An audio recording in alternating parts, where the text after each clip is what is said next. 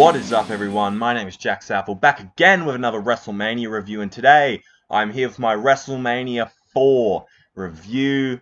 And this WrestleMania was mostly known for the night that the Macho Man Randy Savage kind of became a top star. Not to say that he wasn't.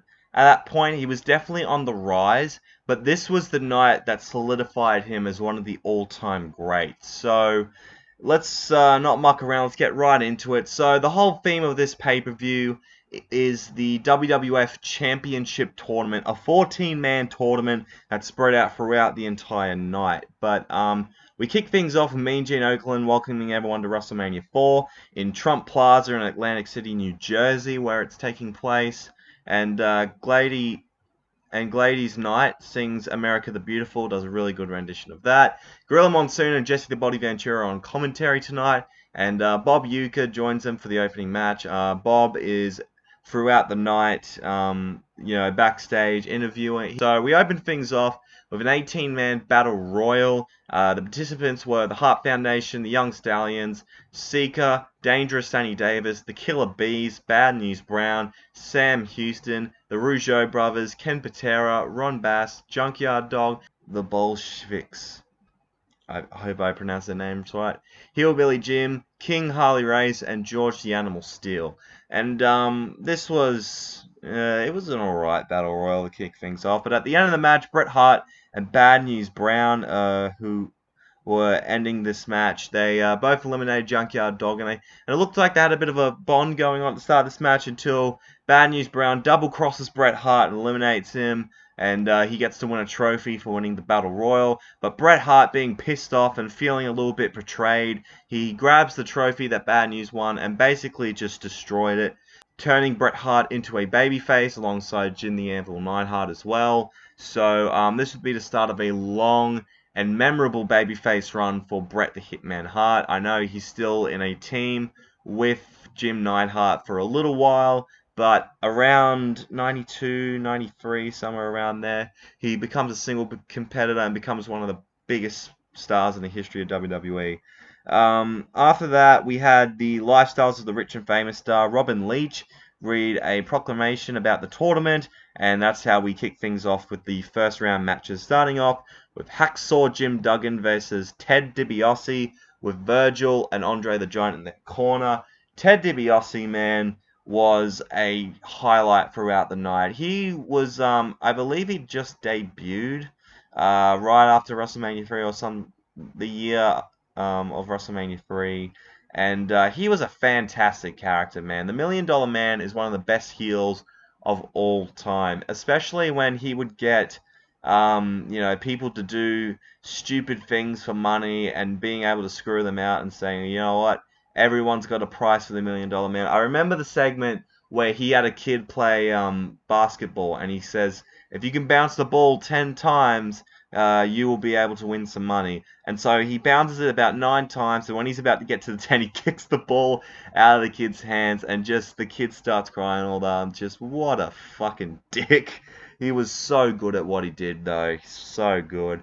And he wins with a delayed fist drop to advance into the tournament. And he would be able to take the easy road for this tournament here, as we'll see later on the night. After that, we get to the next first round match in the tournament. Dino Bravo with Frenchy Martin in his corner, taking on The Rock. No, not that Rock. Don Muraco. He called his nickname was The Rock for some reason. And in his corner was superstar Billy Graham. So Don Muraco's a babyface now because he's wearing the tie-dye, kind of like Billy Graham was. So how this match ended was Dino pushed the referee in front of Muraco to get the DQ loss. There were a lot of DQ finishes on this night, which I'm not a big fan of. I hate DQ finishes, especially at WrestleMania. I know it was just in its founding stages yet, but come on. DQ victories and DQ losses, I don't like that, man. So Don Muraco advances into the tournament. After that, we had Greg the Hammer Valentine with Jimmy Hart in his corner taking on Ricky the Dragon Steamboat. This would be Steamboat's last match for WWF for a very long time, until like 1991. I think he'd leave to go to the NWA or World Championship Wrestling. He had a fantastic feud with Ric Flair in that time. And both men were working very well against each other here. And Steamboat went for a flying crossbody, but then Greg caught him and rolled him up using the tights to get the victory. So nice little heel move from Greg the Hammer Valentine. Very underrated in this era, I will say. Greg Valentine, his name doesn't really pop up when you say like the greats of the golden era of WWF. So yeah, good victory for Greg Valentine. The next tournament match was the Natural Butch Reed with Slick taking on Randy Macho Man Savage with Miss Elizabeth. This would be the first of 4 matches for the Macho Man tonight. Butch was running his mouth to Elizabeth, and Savage capitalized on that by scoop slamming him and hitting the elbow drop to advance into the tournament. So what I liked about this as well is that usually when these long night tournaments, the wrestlers will wear the same tights throughout the night, but Macho Man actually changed up his tights for every match. So in the first round, he'd wear, for example, like purple trunks. Next, he'd wear pink. Next, he'd wear yellow. That kind of stuff, which is pretty cool. And also have a different robe as well. And Elizabeth would come out with a different dress, and she looked gorgeous as usual. Then after that, the next first round match in the tournament was One Man Gang with Slick taking on Bam Bam Bigelow with Oliver Humperdink in his corner. And Bam Bam, man, he was just showing off how athletic he was as a big man. I feel like Bam Bam Bigelow is one of the most underrated wrestlers of all time. He hit 2 headbutts on One Man Gang and ran to the ropes, but then Slick pulls the show, causing Bam Bam to tumble over. One Man Gang wins by count out in a very shitty finish. So yeah, bit of a shame to see. I wish Bam Bam would have advanced into the tournament, but that finish, man, and the match itself was just not that good. But Bam Bam basically carried it throughout the match.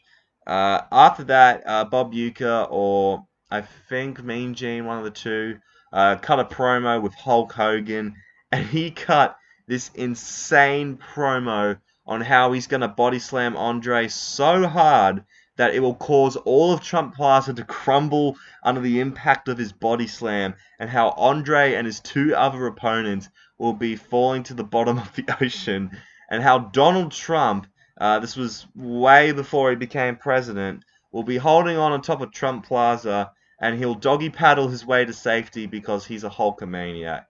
Obviously, yeah, Donald Trump, being his Plaza, was in the crowd tonight, and if this took place nowadays, I'm sure he'd get a very different reception from the baby faces and from the crowd, considering where he is in presidency. But, well, we're not here to talk about politicians or anything like that. We're here to talk about wrestling. So, the final first round match in the WWF Championship Tournament was Ravishing Rick Rude. This was his WrestleMania debut with Bobby the Brain Heenan in his corner, taking on Jake the Snake Roberts. When it comes to heels, Ravishing Rick Rude is one of my favorites of all time. Just, he was such a slimy, like, heel. He'd always tell the sweat hogs in the arena to keep the noise down, while he'd take off his robe and show the ladies what a real man looks like. It was just fantastic, and he'd come out to that stripper music as well, and he'd take off the robe, and just, his physique was just incredible, man. So both men ended up fighting to the 15-minute mark, because each match had a time limit. The first round had a 15-minute time limit. And when Rude had his feet on the ropes, when it counted to 2, that's when the time ran out. And the decision went to a draw, and both men being eliminated from the tournament. Jake, being pissed off, ended up grabbing out Damien the Snake, as Rick and Bobby basically run to the back. After that, we had the Wheel of Fortune hostess, Vanna White, at the time, and Mean Gene. They after every round, they would run down the tournament card, and basically Vanna White would just pick the baby faces to win every match. And Mean Gene asked about, Bob Uecker's looking for you and all that, and she basically replies with, "Wait, who? Who's that?" A theme throughout the night is that Bob Uecker wanted to get with Vanna White at some point in the night, which he'd eventually did later on, but we'll get to that when we get to that. After that, we had Hercules with Bobby the Brain Heenan in his corner taking on the Ultimate Warrior, who had only been in the company not that long. I think he used to be known as the Dingo Warrior in other promotions, but this was basically a power battle between the two at the start. Hercules went for a German suplex into a pin, but both men's shoulders were on the mat. But fortunately for the Ultimate Warrior, he kicked out at 2 and won the match. Hercules, being pissed off at the decision, grabbed the chain that he wears around his neck when he comes out, grabs that and tries to choke Warrior with it. But then Warrior grabs the chain and whips it around as Hercules and Bobby Heenan run to the back. Obviously, Ultimate Warrior would have much more significant matches in next WrestleManias and would become a big part in the next, I'd say, 4 WrestleMania? Yeah, 4 WrestleManias. After that, we finally get to the quarterfinal bit of the tournament. Hulk Hogan and Andre the Giant for the first quarterfinal match. Ted DiBiase and Virgil is in Andre's corner. A WrestleMania 3 rematch from the previous year. So after the Hogan's win at WrestleMania 3, DiBiase wanted to buy the WWF title from Hulk Hogan, but Hulk Hogan was like, nah, fuck off, mate. I'm not giving the belt to you. So Andre then agrees to help take the belt off Hogan and give it to DiBiase. So on an episode of Saturday Night's Main Event, the referee screws Hulk Hogan out of the belt for Andre to win, only for him to give it to DiBiase, causing the title later on to be vacant. They had something where it was like plastic surgery and some stuff like that, and Hogan screaming, "How much did they pay for the plastic surgery?" It was pretty funny, actually. As for the match itself, it was nowhere near as entertaining as their main event of WrestleMania 3, in my opinion, but it told an alright story for DiBiase, as Virgil was distracting the ref, and Hogan gets hit with a chair by DiBiase. Then he grabs a chair and hits Andre with it, but then Andre grabs it back and smacks Hogan in the back with it, causing a double disqualification. Once again, another DQ victory. Like, what is this, Monday Night Raw in 2018? So Hogan chases DiBiase and Virgil, but Virgil gets thrown by DiBiase to Hogan because Virgil was like his bodyguard at the time, and gets superplexed on the ramp for his troubles. And then Hogan gets back in the ring, body slams Andre, and then poses for everyone in the audience. Then we get to the next quarterfinal match with The Rock Don Muraco, with Superstar Billy Graham was going taking on Ted DiBiase. And DiBiase got the win by picking him up in the bear hug position and getting clotheslined by the ropes. So, yeah, that happened. After that, the next quarterfinal match was Greg the Hammer Valentine versus Macho Man Randy Savage. Pretty good match overall, one of the better matches throughout the night, in my opinion. Macho Man advanced through the next round of the tournament by winning with a roll-up. And then after that, we get to an Intercontinental Championship match between the Honky Tonk Man with Jimmy Hart in his corner and Peggy Sue, which was Shelly Martel, as like kind of a 50s throwback kind of a gimmick, since Honky Tonk Man was basically an Elvis impersonator. And he's defending the Intercontinental Championship against Brutus the Barber Beefcake. After last year's WrestleMania, where he became the Barber, he's now fully become that character. He's coming out with the shears and all that.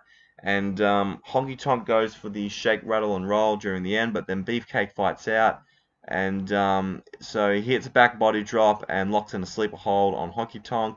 And then Jimmy Hart hits the ref, and Beefcake thinks he's won the match, but then he notices the ref is down. So he chases after Jimmy Hart, and then he starts cutting his hair, which was cool. Everyone back in the day, in the golden 80s era of wrestling, they all had a distinct character, which I loved about this era of time. You don't really see that much nowadays. It seems like they don't really have that much of a character. These guys, even though they were pretty out there and ridiculous, it fit the time period. Beefcake chases. So yeah, after he was cutting Jimmy's hair, Peggy pours water on Honky Tonk after the match is announced as a DQ victory for Brutus. After, yeah, Honky Tonk hit the ref. Bit of a bad ending in my opinion. And another DQ victory. What the fuck is up with these DQ victories? Oh, it was just ridiculous, man. Bob Uecker interviews Andre the Giant backstage and has the amazing sell of Andre choking Bob Uecker, which has been shown in various promos for WrestleMania throughout the years. Always funny to see that. Always a good laugh. After that was a six-man tag team match. It was the Islanders and Bobby the Brain Heenan. Yes, he actually competed in this match, and he was wearing a protective vest like you know how you see those attack dogs when they run up to someone and they grab onto the arm and they're wearing that protective vest. Yeah, he was wearing something like that. So the British Bulldogs, Bulldog Matilda, which they used to accompany them to the ring, doesn't attack them, although he still runs away from the dog because the British Bulldog and Coco Beware were on the opposite team. Coco throws Bobby into the corner, and his selling was just fantastic. Islanders then splashed Heenan onto Coco for Bobby Heenan to get the pinfall victory. But then again, it's Coco Beware, so it's not going to hurt anyone too badly. And so Davey Boy grabs Matilda and as she attacks Heenan on the ramp, which was pretty funny to see. And then Jesse the Body Ventura, after that match, gets announced at Trump Plaza to do a bit of flexing to the crowd. And like Gorilla Monsoon kept talking about him being in like a movie star and an actor, and then I remembered he was in Predator the previous year. Predator had just come out, which was a huge movie. Starred him and Arnold Schwarzenegger and all that. So yeah, he was flexing to the crowd. Got actually a decent reception considering he was the heel commentator at the time. So we get to the only semi-final match, considering it was a bye. So DiBiase got a bye in the tournament. So it was Randy Macho Man Savage taking on the One Man Gang, who also got a bye in the quarterfinals. Macho hits a double axe handle to the outside, and then Slick starts running his mouth to Elizabeth as Macho Man then grabs him by the shirt, obviously not appreciating him running his mouth on his girl. So One Man Gang hits Savage with the cane, and once again, another DQ victory. Oh my god, it's kind of getting annoying at this point, personally. And then after the match, Macho Man hits a double axe handle on both OMG and Slick. And then Vanna White leaves the tournament stage, only for Bob Uecker to show up. And, he asked Mean Gene, oh, where did Vanna White go and all that? She's been writing me letters and all that. And she's like, and then Mean Gene's like, well, she doesn't really want to see you, dude. But she's been writing me letters. And I'm like, oh, you mean Vance White? And he goes, oh, shit. So a little bit of cheesy humor right there. But it was the 80s. They can kind of get away with it. We get to the Tag Team Championship match. Strike Force made up of Tito Santana, Arriba, and Rick Martel defending against Demolition with Mr. Fuji in their corner. Demolition was such a sick team, man. I know it was their replacement for the Legion of Doom. They were basically a Legion of Doom ripoff since they were basically the biggest tag team in all of wrestling, like even outside of WWF at the time. So Ventura, for some reason, throughout these last four WrestleManias, he's just been racist to poor Tito Santana, calling him Chico and how he's going to be selling tacos in Tijuana and all that. Like, Jesus. Racially insensitive, only in the 80s, guys. So Santana hits a flying forearm on Axe, and then he tags in the opposite opponent, and Martel locks in the Boston Crab on Smash.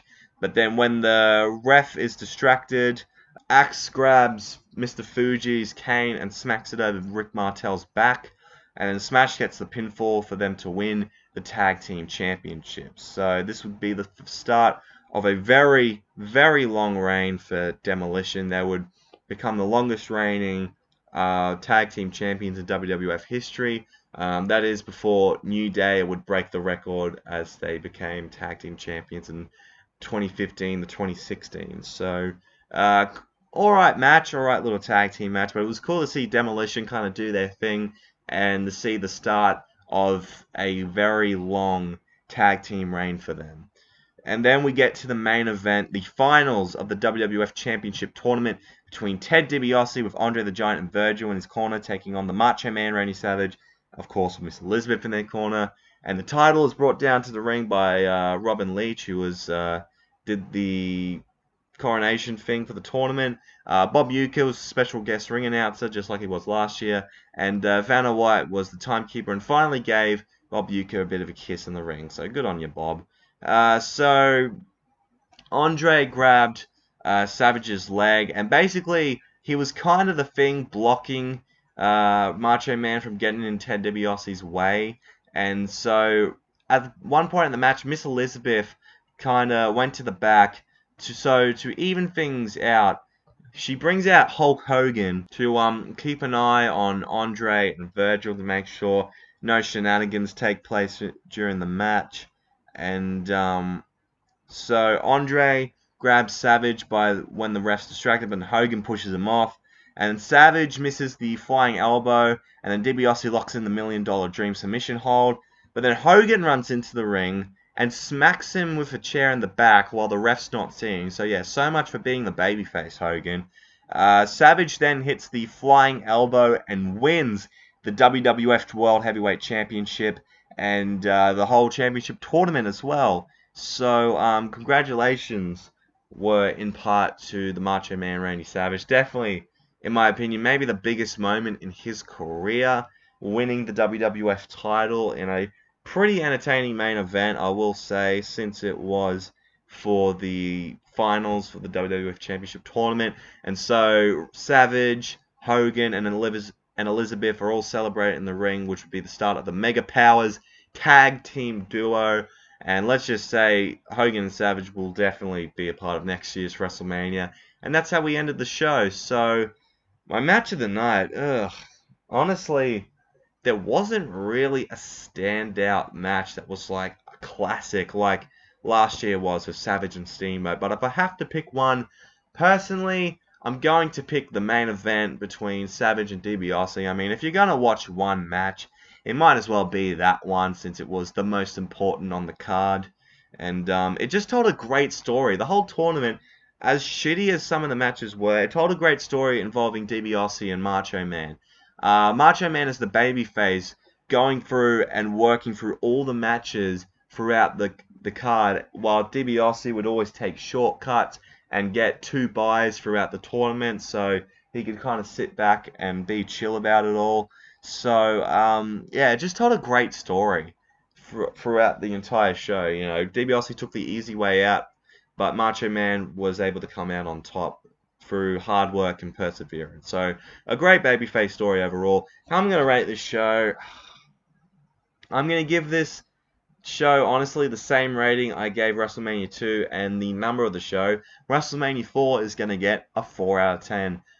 Reason being is because there was not a match that was like a classic throughout the show, and with the amount of DQ victories, it kind of just left a sour taste in my mouth.